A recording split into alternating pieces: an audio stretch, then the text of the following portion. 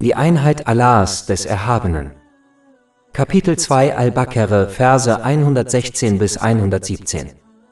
Sie sagen, Allah hat sich einen Sohn genommen. Gepriesen sei er. Ihm gehört vielmehr, was in den Himmeln und auf der Erde ist. Ihm sind alle ergeben. Er ist der Schöpfer der Himmel und der Erde.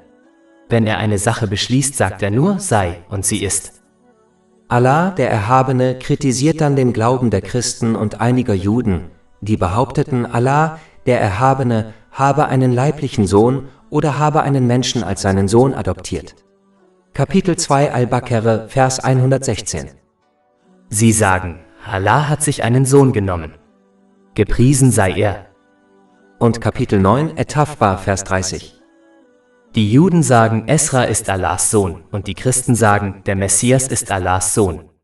Das ist ihre Aussage aus ihrem Mund. Sie ahmen die Aussage derer nach, die vor ihnen ungläubig waren.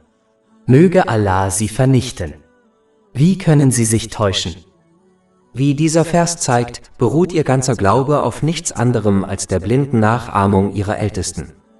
Ein Mensch muss es vermeiden, sich wie Vieh zu benehmen, das einander blind folgt, da dies sowohl in weltlichen als auch in religiösen Angelegenheiten zur Irreführung führt. Ein Mensch muss stattdessen seinen gesunden Menschenverstand benutzen, danach streben, nützliches Wissen zu erlangen und dann danach handeln, selbst wenn dies dem Verhalten und der Einstellung seiner Ältesten widerspricht. Der Islam hat klargestellt, dass Muslime ihren Glauben und ihre Handlungen in jedem Aspekt ihres Lebens, insbesondere in religiösen Angelegenheiten, auf solide Beweise stützen müssen. Dies ist einer der Hauptunterschiede zwischen dem Islam und allen anderen Religionen und Lebensweisen.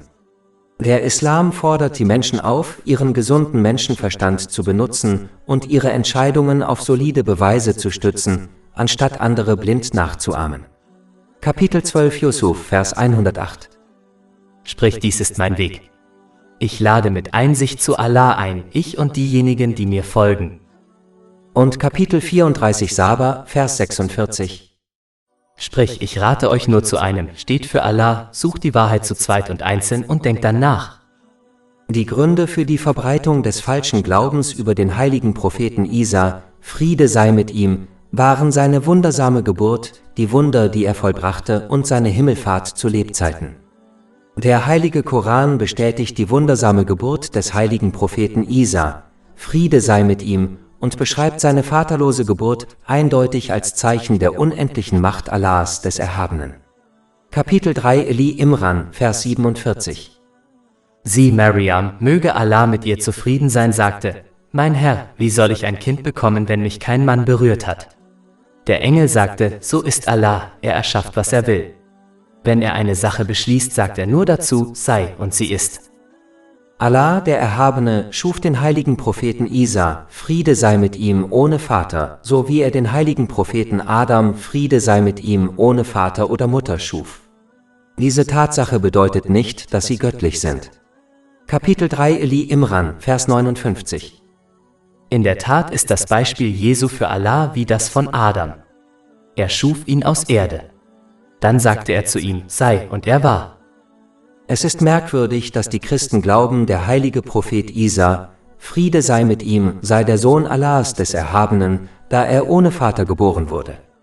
Aber sie glauben nicht, dass der heilige Prophet Adam, Friede sei mit ihm, der Sohn Allahs des Erhabenen ist, obwohl er ohne Vater oder Mutter geboren wurde. Ihrer Mentalität zufolge hat der heilige Prophet Adam, Friede sei mit ihm, mehr Recht, Sohn Allahs des Erhabenen genannt zu werden, als der heilige Prophet Isa, Friede sei mit ihm, doch sie behaupten dies nicht. Es ist merkwürdig, wie sie im Falle des heiligen Propheten Adam, Friede sei mit ihm, Logik und gesunden Menschenverstand anwenden, im Falle des heiligen Propheten Isa, Friede sei mit ihm, jedoch keine Logik oder gesunden Menschenverstand anwenden. Die Wunder des heiligen Propheten Isa, Friede sei mit ihm, wurden im heiligen Koran bestätigt. Dieser macht jedoch deutlich, dass der heilige Prophet Isa, Friede sei mit ihm, diese Wunder mit dem Willen der Erlaubnis und dem Befehl Allahs des Erhabenen vollbrachte. Wenn der heilige Prophet Isa, Friede sei mit ihm, göttlich wäre, bräuchte er weder den Willen noch die Erlaubnis Allahs des Erhabenen. Kapitel 3 Eli Imran, Vers 49.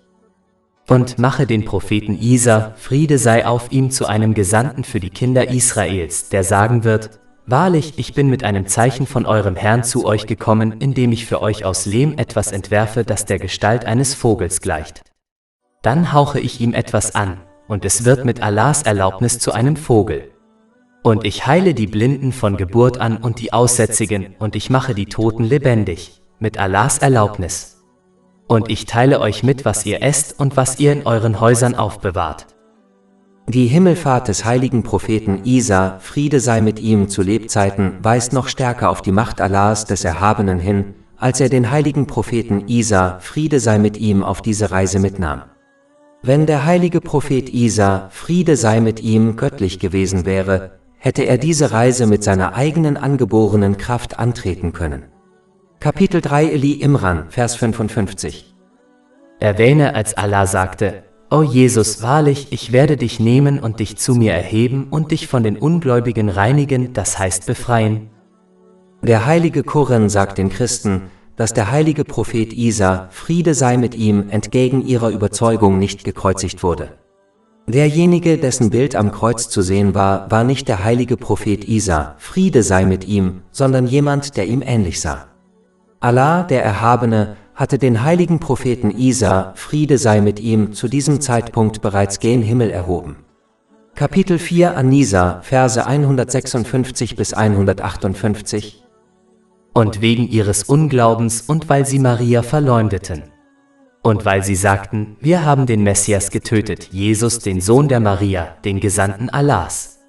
Und sie haben ihn weder getötet noch gekreuzigt, sondern er wurde ihnen ähnlich gemacht. Vielmehr hat Allah ihn zu sich erhoben.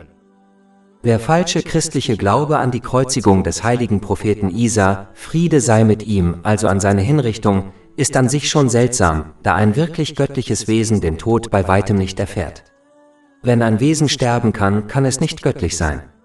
In Wirklichkeit negiert also ihr falscher Glaube an seinen Tod durch Kreuzigung ihren falschen Glauben an seine Göttlichkeit. Ein göttliches Wesen ist von Natur aus etwas, das sich selbst erhält, das heißt, es braucht niemanden, der es erhält. Wenn ein Wesen von jemand anderem erhalten wird, kann es nicht göttlich sein. Sowohl der heilige Prophet Isa, Friede sei mit ihm, als auch seine Mutter Mariam, möge Allah mit ihr zufrieden sein, waren keine göttlichen Wesen, da sie Nahrung von Allah, dem Erhabenen, benötigten, das heißt, sie waren keine sich selbst erhaltenden Wesen. Kapitel 5 Al-Maida, Vers 75. Der Messias, der Sohn der Maria, war nichts weiter als ein Gesandter. Vor ihm sind bereits Gesandte gestorben. Und seine Mutter war eine Anhängerin der Wahrheit. Sie pflegten beide Nahrung zu sich zu nehmen. Schau, wie wir ihnen die Zeichen klar machen, dann sieh, wie sie in die Irre geführt werden. Darüber hinaus kann niemand behaupten, dass die Engel als Götter gelten können, weil sie nicht essen. In Wirklichkeit werden sie auf andere Weise von Allah, dem Erhabenen, am Leben erhalten, sodass auch sie nicht selbsterhaltend sind. Die Tatsache, dass sie erschaffen wurden und sterben werden, genau wie der Rest der Schöpfung, reicht aus, um ihre Göttlichkeit zu leugnen. Ein biologisches Kind wird immer einige Eigenschaften mit seinen Eltern gemeinsam haben. Aber im Fall des heiligen Propheten Isa, Friede sei mit ihm, hat er keine Eigenschaften mit Allah, dem Erhabenen, gemeinsam. Tatsächlich hat er alle seine Eigenschaften mit anderen Menschen gemeinsam. Er wurde erschaffen, er wurde durch Nahrung und Wasser am Leben erhalten, er wird sterben und wieder auferstehen, genau wie alle anderen Menschen. Seine Eigenschaften reichen aus, um Göttlichkeit zu negieren. Die Römer, die das Christentum annahmen, führten das Konzept des heiligen Propheten Isa, Friede sei mit ihm, der Göttlichkeit in ihren Glauben ein, Konzepte, die sie aus ihrem früheren Glauben, dem Heidentum, übernommen hatten. Sie nahmen einen edlen und gesegneten heiligen Propheten, Friede sei mit ihm, und stellten ihn in die Nähe von Fabeln und Mythen wie Zeus, Herkules und Odin. Man braucht nur ein wenig gesunden Menschenverstand, um zu verstehen, dass ein Wesen, das erschaffen wurde, von jemand anderem erhalten wird und sterben kann, niemals göttlich sein kann, da diese Dinge der Qualität eines göttlichen Wesens widersprechen. Wie aus den wichtigsten Versen hervorgeht, hat Allah, der Erhabene, keinen Grund, ein Kind zu nehmen, da ihm allein die gesamte Schöpfung gehört, die nicht an andere weitergegeben werden kann. Ein erschaffenes Wesen wünscht sich ein Kind, damit es ihm hilft und es unterstützt, insbesondere in Zeiten der Schwäche und um es zu erben, wenn es schließlich stirbt. Keiner dieser oder anderer möglicher Gründe, ein Kind zu nehmen, trifft auf Allah, den Erhabenen, zu. Kapitel 2 Al-Baqarah, Verse 116 bis 117. Sie sagen, Allah hat sich einen Sohn genommen. Gepriesen sei er. Ihm gehört vielmehr, was in den Himmeln und auf der Erde ist. Alle sind ihm ergeben. Schöpfer der Himmel und der Erde. Wenn er eine Sache beschließt, sagt er nur dazu, sei, und sie ist. Wer über Himmel und Erde und ihre Erbauung nachdenkt, wird die Einheit Allahs, des Erhabenen, klar erkennen. Wenn ein einfaches Gebäude ohne einen Erbauer nicht richtig errichtet werden kann, wie können dann die perfekten Systeme in Himmel und Erde, wie der Wasserkreislauf, die perfekte Dichte der Ozeane und Meere, die perfekte Dichte der Erde, der perfekte Abstand der Sonne von der Erde und die perfekte Höhe des Landes ohne einen Schöpfer errichtet werden? Darüber hinaus würde es zu völligem Chaos in der Schöpfung führen, wenn es mehrere Götter gäbe, da jeder Gott etwas anderes wünschen würde. Kapitel 21 Al-Anbiya, Vers 22. Gäbe es in ihnen also in den Himmeln und auf der Erde Götter außer Allah, wären sie beide zugrunde gegangen. Daher genügt, wie die wichtigsten hier besprochenen Verse zeigen, ein kurzes Nachdenken über die Erschaffung des Himmels und der Erde, um die Göttlichkeit aller außer Allah, dem Erhabenen, zu leugnen. Allah, der Erhabene, allein hat die Schöpfung erschaffen, einschließlich des heiligen Propheten Isa, Friede sei mit ihm. Allah, der Erhabene, erhält die Schöpfung, bestimmt den Tod für sie und wird sie wieder auferstehen lassen, um über ihre Taten zu richten, und das alles durch einen einzigen Befehl: Sei und es ist. Abschließend zeigen die Hauptverse, wie und warum die Eigenschaften der Vollkommenheit nur Allah, dem Erhabenen, eigen sind. Erstens gehört alles, was in den Himmeln und auf der Erde existiert, allein Allah, dem Erhabenen. Zweitens ist ihm auch alles untergeordnet, ob gewollt oder gewollt, das heißt, nichts kann seine Autorität oder Kontrolle in Frage stellen. Drittens ist er der Schöpfer und Erhalter der Himmel und der Erde. Viertens ist seine Schöpfungskraft so gewaltig, dass er keine Instrumente oder Helfer braucht.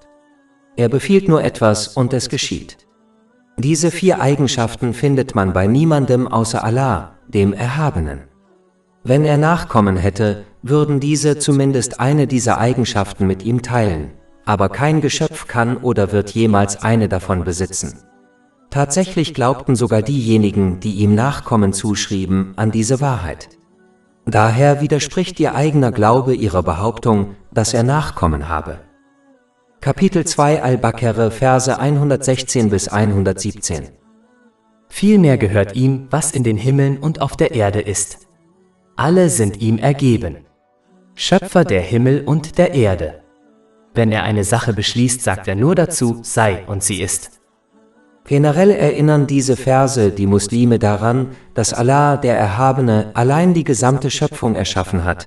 Er hält und kontrolliert, da sich niemand seinen Geboten entziehen kann und sie sich ihnen daher unterwerfen, ob sie wollen oder nicht, und deshalb nur ihm allein gehorcht werden muss.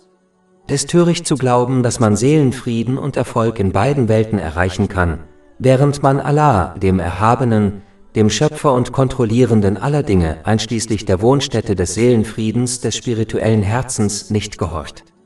Wenn man diese Realität verwirklicht, wird man ihm aufrichtig gehorchen, was bedeutet, dass man die Segnungen, die einem gewährt wurden, auf eine Weise nutzt, die ihm gefällt, wie es im heiligen Koran und den Überlieferungen des heiligen Propheten Muhammad, Friede und Segen seien auf ihm, dargelegt ist. Dies führt zu Seelenfrieden und Erfolg in beiden Welten. Kapitel 16 An-Nahl, Vers 97. Wer Gutes tut, sei es Mann oder Frau, während er gläubig ist, dem werden wir gewiss ein gutes Leben verhelfen, und wir werden ihnen gewiss ihren Lohn im Jenseits entsprechend dem Besten geben, was sie zu tun pflegten. Wer es jedoch versäumt, diese Realität zu verwirklichen, wird Allah, dem Erhabenen, ungehorsam sein, indem er die ihm gewährten Segnungen missbraucht. Dies führt zu Stress, Ärger und Schwierigkeiten in beiden Welten, selbst wenn einem die ganze Welt gehört, da man der Kontrolle und Macht Allahs, des Erhabenen, nicht entkommen kann. Kapitel 20 Taha, Verse 124 bis 126. Und wer sich von meiner Erinnerung abwendet, dem wird ein bedrückendes Leben bevorstehen, und wir werden ihn am Tag der Auferstehung blind wieder auferstehen lassen. Er wird sagen, mein Herr, warum hast du mich blind wieder auferstehen lassen, wo ich doch sehend war? Er wird sagen, so kamen unsere Zeichen zu euch und ihr vergaßt sie, und so werdet auch ihr heute vergessen sein. Über 400 kostenlose E-Books, Hörbücher, Infografiken, Podcasts und Blogs auf unserer Website verfügbar: www.shakepot.com.